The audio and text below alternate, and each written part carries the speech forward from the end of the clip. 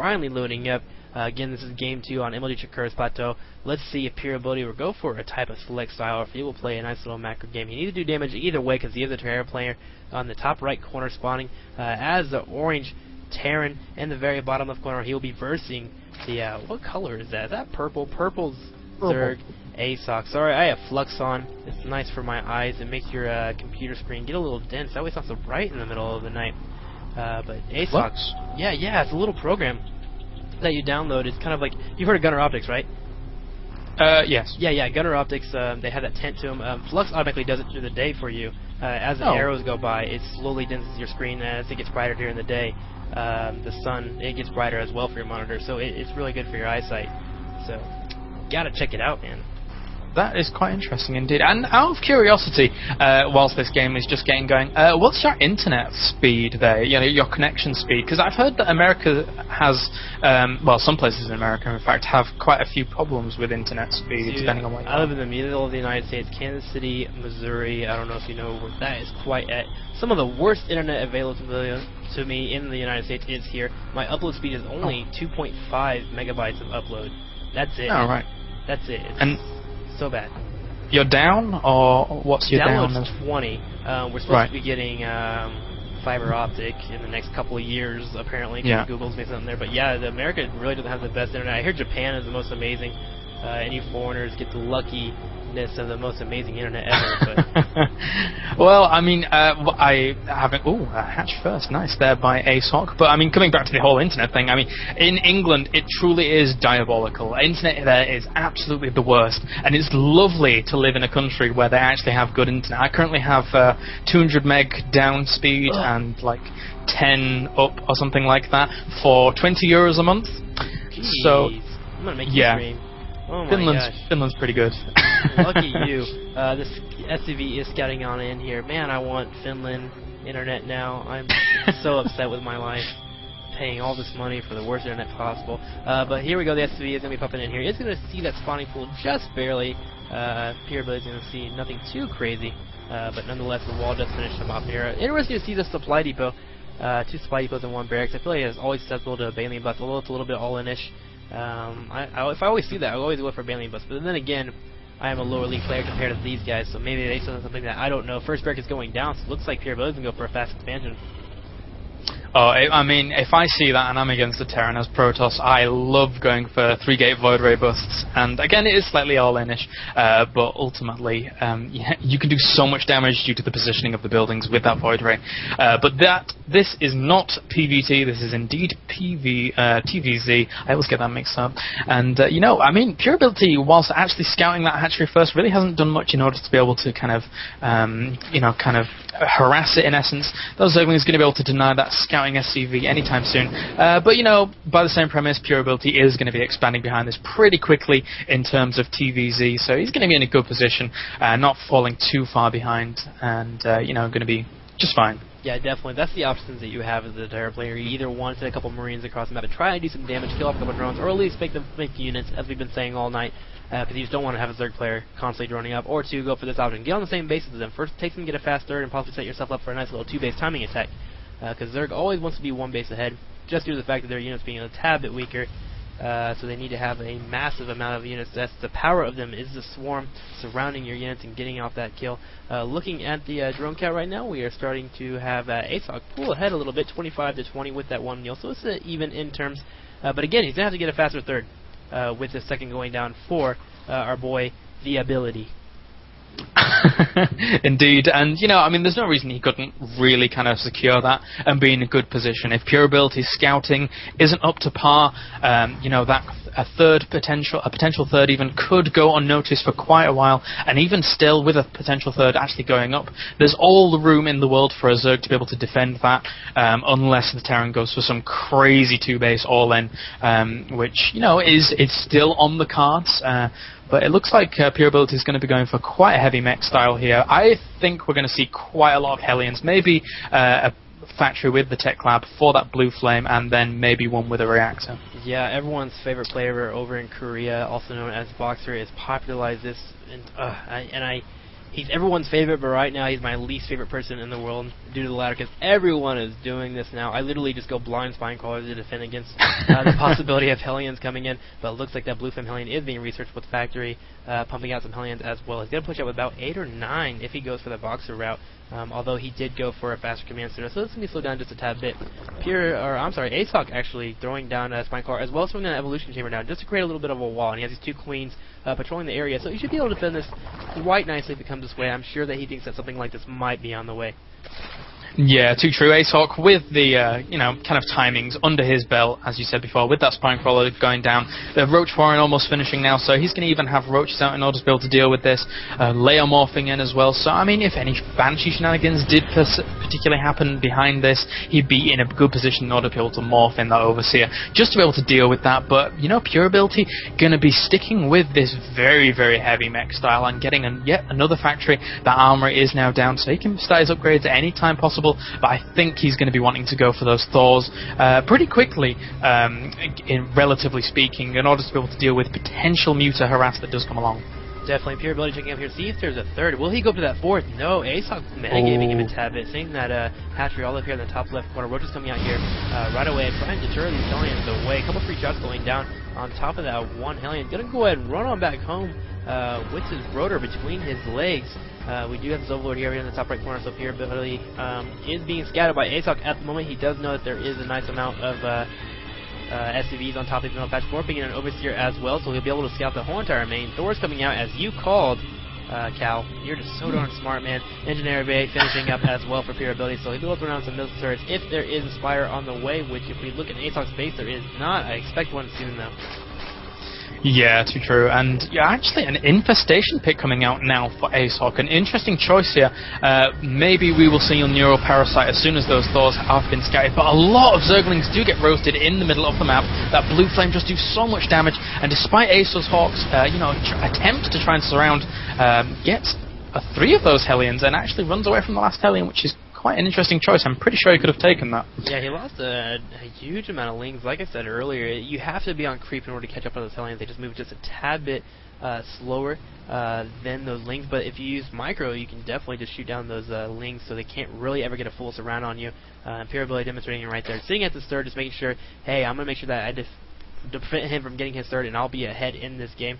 Although the drone is coming up here, it might let PureAbility know. Oh my gosh, AceHawk, is PureAbility going to be looking at the mini-map? He's barely saw that ran by. I don't think he knows. No, I don't think he does either. And yeah, I mean, AceHawk at this point playing this very, very interestingly here, kind of gambiting in essence on the fact that he won't scout this 4th position but 3rd here up in this top position.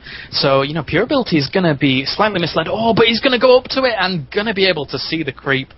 So now PureAbility knows what is going on.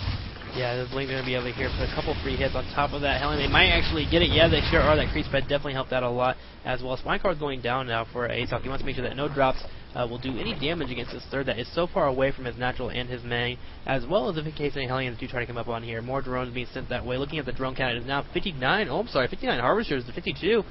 Looks like AceHawk's a little bit behind right now, as the third is actually going up for PureAbility, and this is a situation that you really don't want to be in as a third player in this mid-game, so hopefully he'll get that Rimfied, but it looks like he made a little bit too many Roaches in that early game. Indeed. Meanwhile, though, AceHawk has actually had a changeling in the entire base of PureAbility for this whole time. He's seen absolutely everything, so he's done a really good job of scouting here at this point. And then going to the vision of PureAbility, he really doesn't have a clue what is going on tech-wise for AceHawk, other than the fact that there are Roaches that he's obviously seen and Lings, but he doesn't know anything about the Infestors right now. He's really going to need a Ghost Academy eventually in order to be able to deal with that if the Infestor count does go too high. And whilst PureAbility is keeping himself in this economically, he may not be keeping himself in it tech-wise, so that might spell doom for PureAbility if he really doesn't kind of step it up scouting-wise. Yeah, it'd be interesting to see when exactly AceHawk goes for that Neural Parasite, which is going to be pretty darn key against those Thors. Lings are running on Aga. They're going to get a nice little surround that Hellion. Hellion doesn't even try. He just gives up on life. Probably took a suicide pill before he decided to go down. Another Hellion exploding as well at the Xel'Naga tower. Is he going to try and run in here and do some more damage? No, here comes some more Hellions. They're going to be at the Xel'Naga as well. These Lings are going to have to run on back home, because Lings against that many amount of Hellions are going to definitely lose a few numbers. Here he comes running on in. He's going to try and snipe some drones, but remember, this Spine is already here. Yeah, those Hellions will probably not going to do anything at all right now. The Spine Crawlers just do so much damage to them. Oh, getting a few drone kills there, though. An absolute suicide mission for these Hellions, and really not paying for themselves there at that point. Yeah, AceHawk is on top of his game right now. That creep spread definitely helping out a lot, allowing his roaches to get up there, as well as giving him that nice little vision. He saw those Hellions running on up there. That 5th hatchery is actually about to finish up as he has the 4th macro one at the top of his main. Another scans goes down for PureAbility. Looking around, Kel's so tired, man. Wanting some coffee in the chat. I would give you some if I could, but I have none, man, because I will be going to bed right after this. I feel bad for you. You had a meeting, you had to come to this, and now you got a whole day ahead of you. You are just a straight-up baller. Oh, well, I mean, everything I do for StarCraft is all on North American time, so this is the curse of living 7 hours in the future, I guess. But that being said, I will know 7 hours in the future when the end of the world does come, and you'll all be oblivious. So, ha ha ha ha ha. That is a good way to know. Hopefully you'll let me know so I can go out to a water park or something. There are a couple of Banties in the top right corner doing some damage. Nice little fungal growth. Going to be hiding that DPS. Full on Terrans going down Destiny style.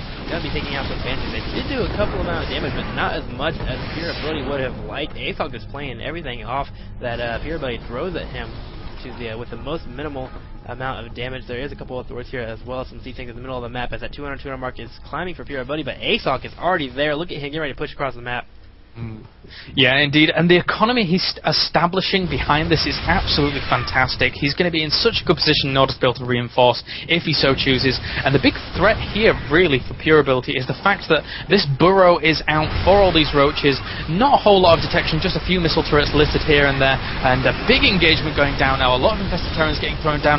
Neuroparasite isn't finished though. I'm sort of questioning the kind of choice of AceHawk pushing in here without it, and just so much damage being done to these roaches by these siege tanks, and AceHawk really not getting the better end of that deal. Yeah, PureAbility needs to get a nice little army set up and then start pushing across the map, because yeah, AceHawk ran quite into a choke. The siege tanks did a lot of damage.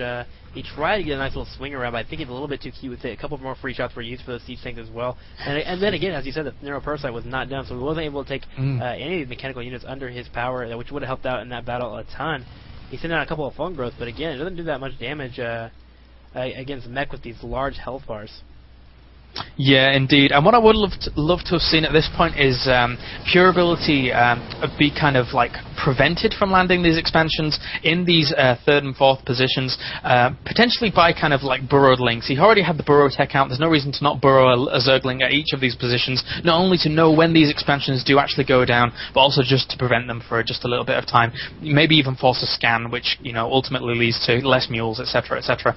But, you know, PureAbility at this point sort of pulled himself back into this game due to the kind of bad engagement there by AceHawk, and now PureAbility looking to put on a little bit of pressure, although moving on to creep could kind of spell doom for him, given that you know, this force is amassing for AceHawk. I like the Banshee strong in this, so they're going to do nice amounts of DPS. They actually use those to kill off those neuroparasiting infestors. Look at the surround coming down from all these roaches. Nice, beautiful concave going to kill off all these mechanical units. PureAbility kind of just throwing away that lead he did have. Maybe he should have waited until he was 200 mark. Yeah, indeed. And now, behind this, AceHawk getting his hive, getting 17 more roaches out. And at this point, Terran really can't afford to be doing these kind of trades. A mech army it takes a very, very long time in order to be able to replenish. Whereas a Zerg roach army, as we all fully well know, just kind of recuperates itself at such a ridiculous rate. And now the Ghost Academy only just starting for our Terran player here. He has got quite good upgrades for his mech here. We do have 2-1 almost completed now, and at the same time though, this Roach army 2-0 here. So yeah, I feel that AceHawk is in a very, very good position. A lot of money here unspent for PureAbility. Doesn't really have the production facilities in order to be able to accommodate the economy that it currently has. AceHawk, knowing that he's in a pretty nice lead, going to get ready for a nice little attack. He does have Spire on the way as well, so we should be seeing those Broodlords out in the near future if the game does go on that long, because he is pushing across with these roaches. He has a potential 4th and 5th he could be sniping. There isn't that much to really defend it here. Yeah, there is a Planetary Fortress, but with this amount of roaches, it could do a lot of damage. Here he comes running on in with an Infestor trailing behind. The Planetary Fortress getting a couple free shots on those units right away. Hellion here as well, but look at so many units streaming across the map, going to be able to get the support down. Yeah, AceHawk playing this fantastically here, and whilst Roaches are an absolute amazing unit, you know, just keeping the upgrades going, etc. Adrenal Glands on the way, level 3 armor on the way as well. These Roaches just pushing in here, despite Siege Tech, you know, doing a lot of damage to these Roaches. Just so fantastic at this point. Dropping a scan there, good scan, in order to be able to kill off as many of those fleeing Roaches as possible. And, you know, I mean, despite the AceHawk actually losing a lot there, he can sort of afford these trades in comparison to the slow recuperating mech army of the Terran. Definitely, his 5th base just finishing up right now as his minerals are starting to deplete in his mains, and he's starting translating some drones in the near future, as well as his naturals starting to be mined out. Possibly to get 6 would be nice. Corruptors on their way as well. He's going to get ready for those Brood Lords, but this army for PureAbility will start growing as he does have his 5th finally up. That's the one thing that AceHawk did not know about. He's actually walling in with some barracks. So smart play from him, so no more counterattacks should be coming down. I think PureAbility, if he can just hold on a little bit longer, get out those ghosts for those rulers and snipe them, he might be a-okay to finish this game out. Yeah, indeed. The big thing here is going to be the scouting premise of PureAbility. He does have those Vikings coming out 2 at a time, which will be able to deal with those Broodlords ever so slightly well and when they do come out, and that Great Aspire almost finishing up now. But, you know, the Roach army is just swelling, actually, and, you know, that could ultimately spell the doom despite Broodlords being out. But that being said, PureAbility has a nice positioning here on these tanks.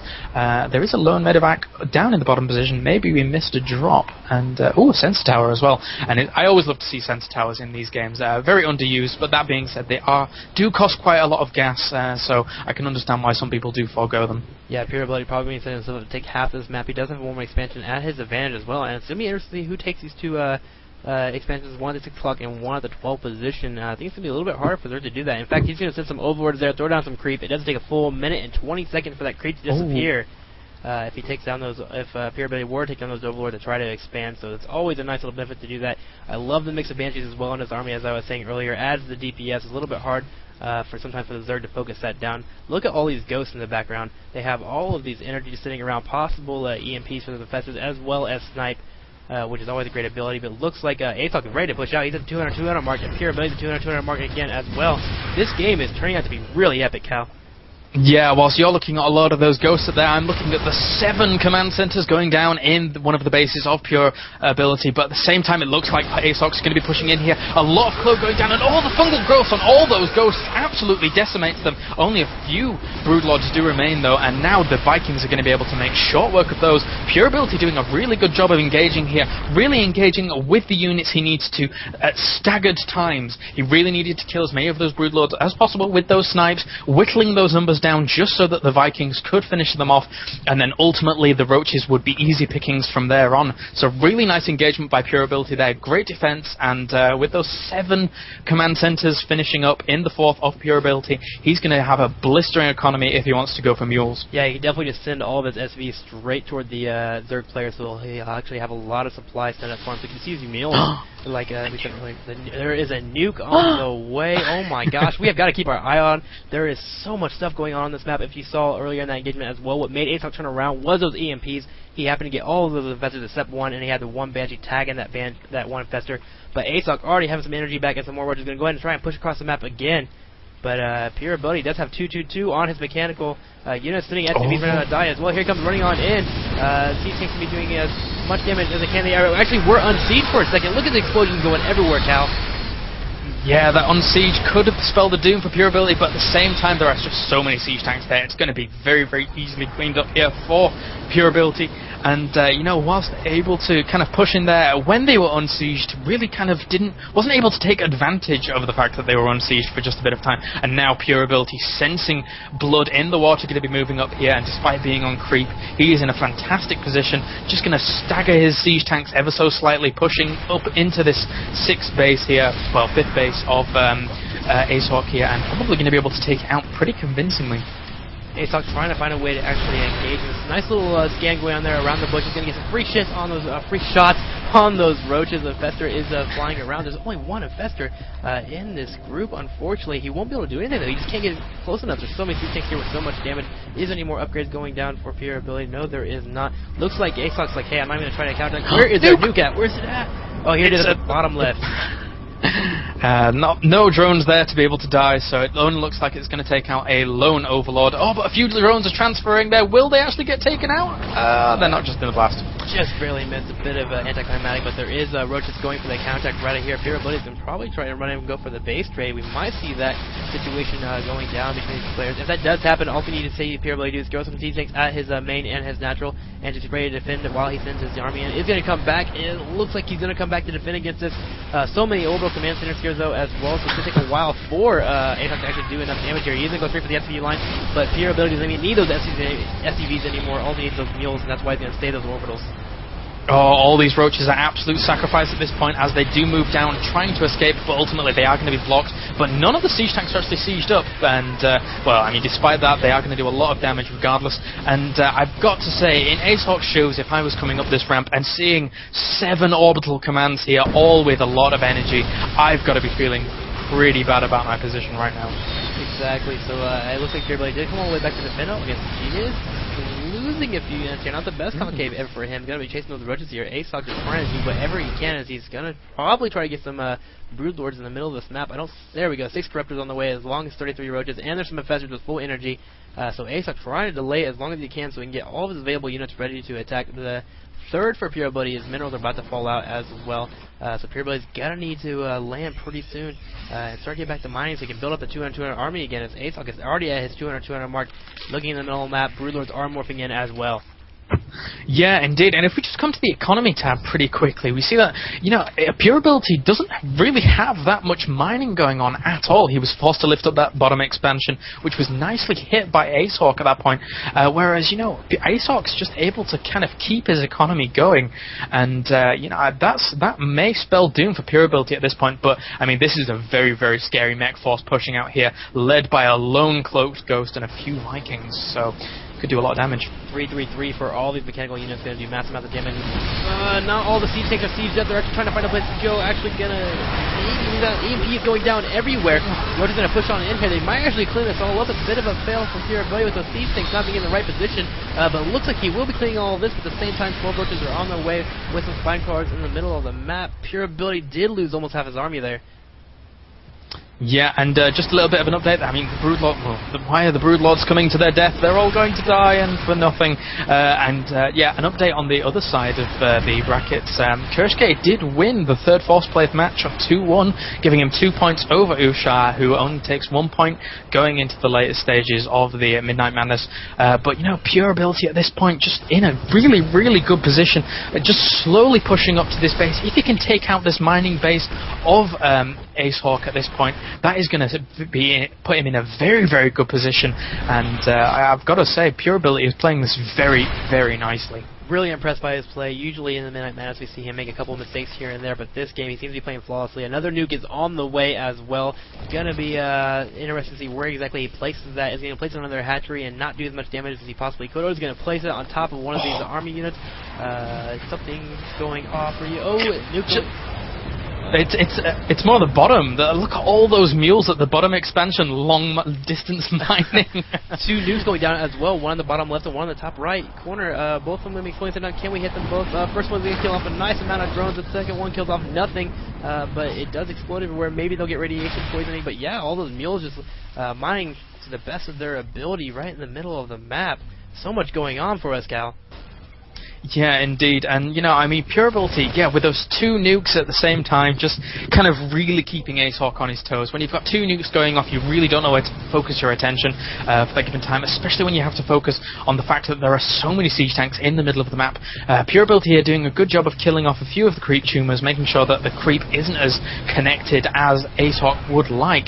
And, oh my god, AceHawk GG's. AceHawk GG's. PureAbility comes into the Midnight Madness. Someone who we've always said is really good, but always chokes on stream and does not choke once. Takes the Midnight Madness. That was crazy.